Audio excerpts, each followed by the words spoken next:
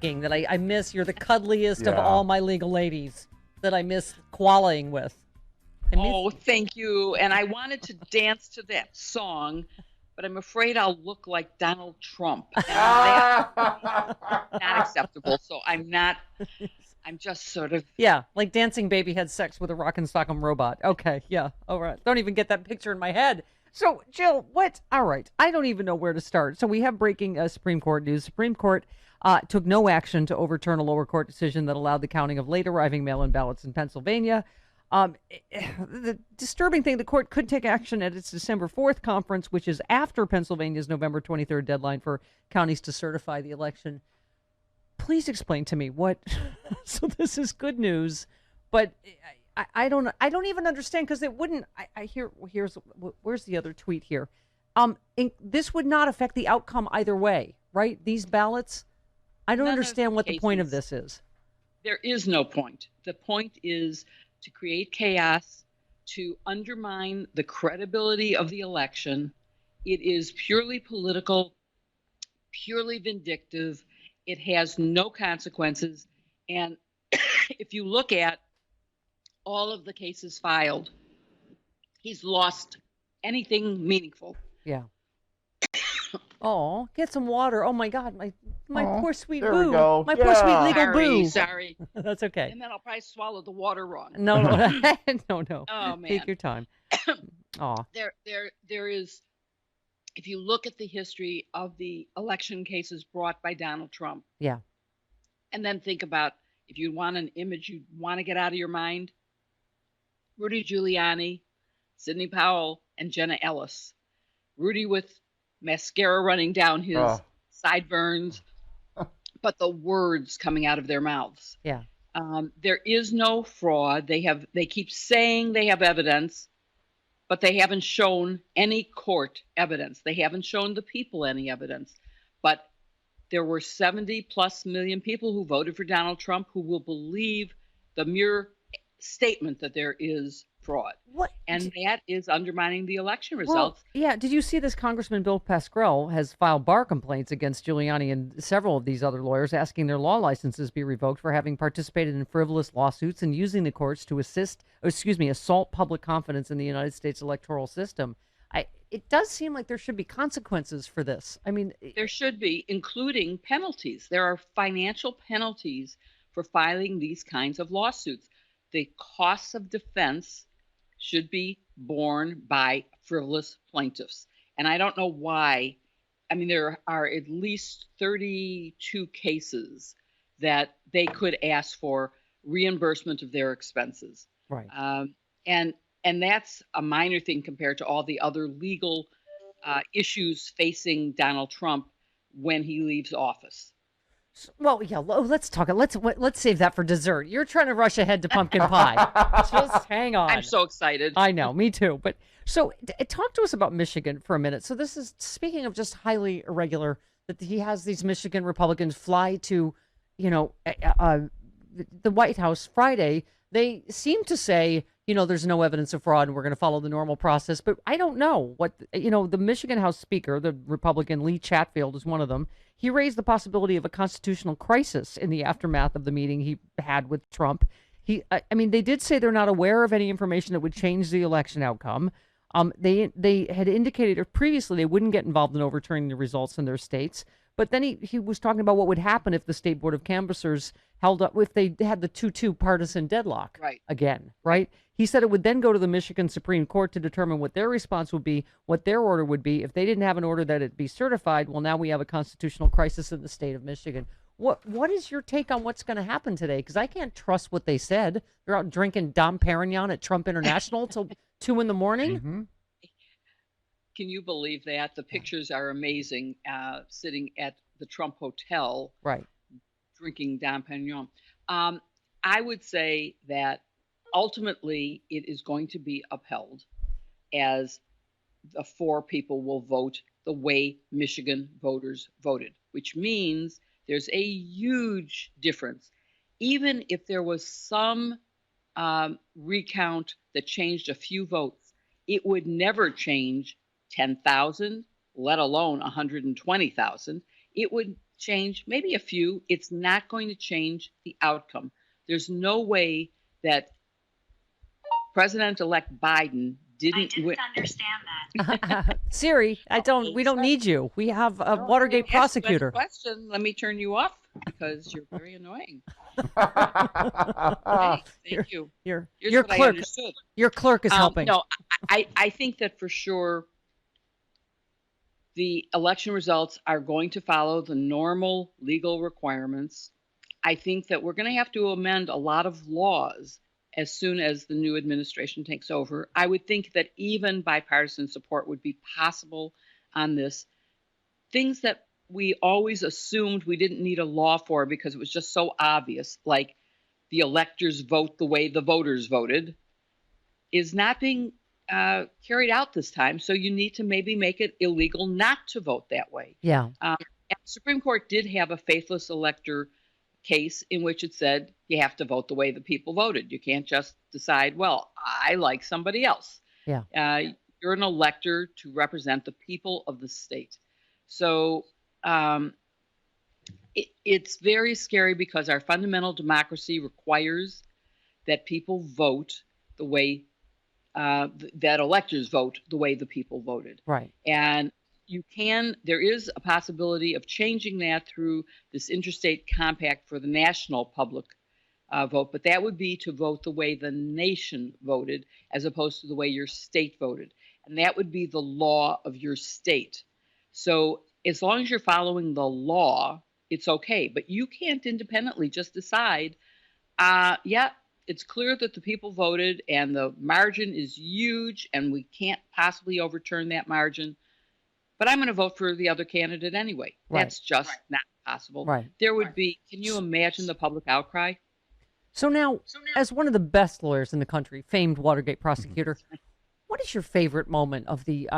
By the way, you would enjoy Sexy Liberal Law and Order Trump lawyers sketch that we did, but my favorite was the sticky note lady, that the lawyer that said she had hearsay from a poll worker that told another poll worker something, and it was on a sticky note. That was her evidence. And then what was the other? Oh, I know that Giuliani. Jenna Ellis said you're asking the wrong question if you're asking about evidence. Right. That was Jenna Ellis. Stupid judge.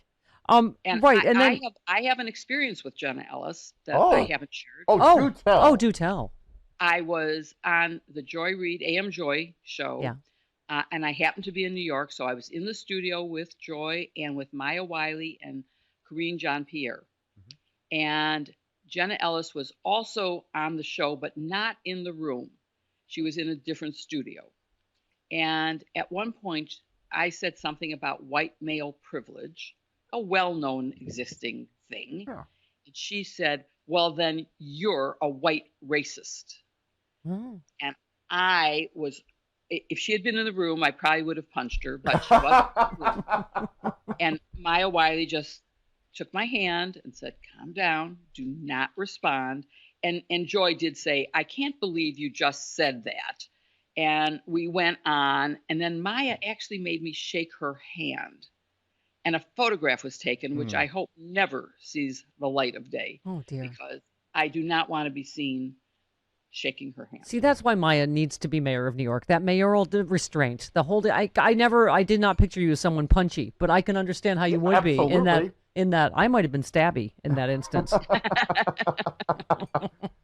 But I guess one of my personal favorites, I think Harry Littman talked to us about it on Friday, is that Rudy Giuliani, his latest epic rant about suspicious voting in Michigan was based on a glaring mistake. He was complaining about vote counts in Minnesota, not in Michigan. So that obliterated his claims of discrepancies. The figures. So he had, because they got the wrong state. His complaint about Cesar Chavez, who died in 2013, and blaming him for the election fraud. I mean, all of their claims were absurd. We all know it was Zombie Nixon. Okay, so you make me feel better. On Twitter, you said we can all finally breathe. The coup is failing. Democracy will prevail thanks to voters and courts dismissing allegations because Trump has no evidence of fraud.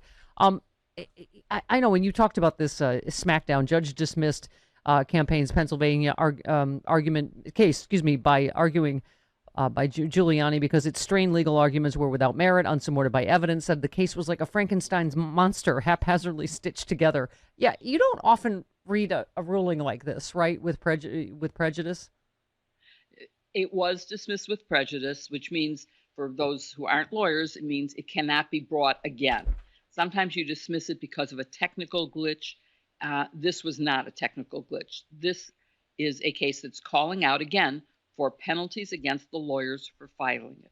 They have a responsibility as members of the bar to not do that kind of thing. Yeah. And the reason that they're representing Donald Trump is because everybody else has withdrawn.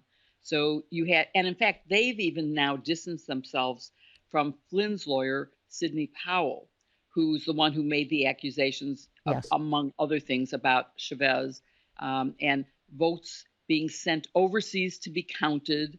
And she made up so many incredible. Well, but Jill, she has now promised to release the Kraken on steroids as of this morning. So now there's going to be trouble.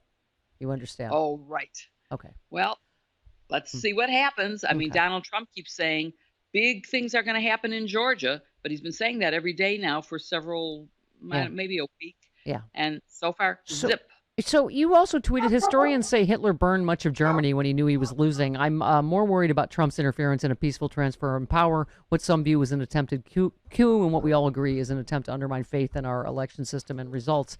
I mean, Jill, how do you see this concluding? Because he's never going to formally concede, right? So what happens here? I don't think he will formally concede, and I don't think he's going to go away. So aside from the damage he is doing right now in between the election and the inauguration, all of these executive orders, all of these hirings and firings, they're going to make it much more difficult. His refusal to order GSA to ascertain or certify the results so that the actual transition can go forward.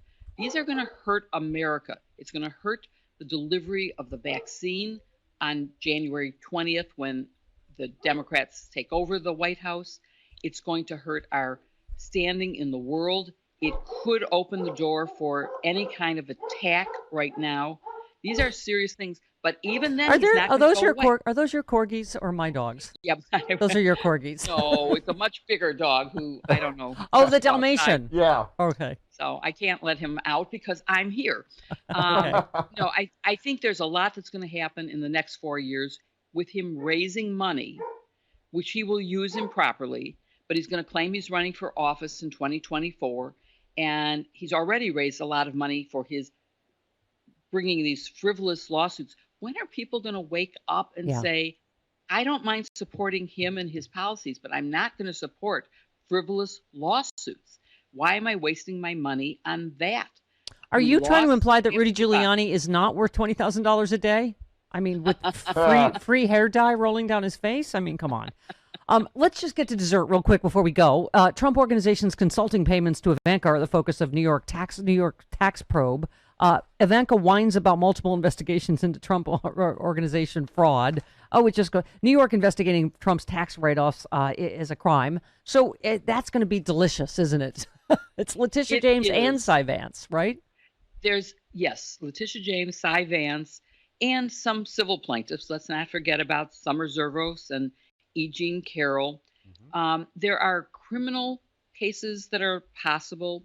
There are civil cases that are possible because even the tax things, think about the huge amount of liability he may have to pay back taxes that he owes. We're talking hundreds of millions of dollars in potential liability for his taxes. And that's not the criminal side. I mean, he faces possible bank fraud, possible insurance fraud, possible tax fraud, and those would be criminal. He has emoluments cases that are pending. Unfortunately, the penalty for that would be impeachment is what they intended, according to the Federalist Papers. But maybe there's a disgorgement. He'd have to give up the profits that he wrongfully made. Right. Campaign finance laws could be civil or criminal penalties. Remember his payments that were deducted for paying. And quickly, Jill, because we're out of time. I just wanted on the federal level, a lot of being made about Biden saying he just wants to move on. But that's part of depoliticizing the Justice Department, right? I feel like if we pick the right AG and he, uncovers obviously all of this evidence that is already there, including 10 very strong counts of obstruction of justice, I mean, I think the law demands that he would be prosecuted, wouldn't it? The law does, politics may not. So there are political considerations about moving on. I feel differently about this case than I did about Nixon, because Nixon actually, of course, was forced out of office. That's a severe penalty. He suffered some. In this case, Donald Trump lost the election, and that's a penalty, but it's not the same thing as having been impeached and removed from office, or having been forced by his own party to leave office and to never hold office again. And there was a very long article in the New York Times that I highly recommend, which sort of convinces you that the consequence of doing something may be politically harmful, but the consequences of not doing something in terms of criminal indictments at the federal level is that it sets a standard for all future miscreants. Yes, I saw the Watergate guy said Biden should pardon Trump, and I heard you screaming no from Water Tower in Chicago.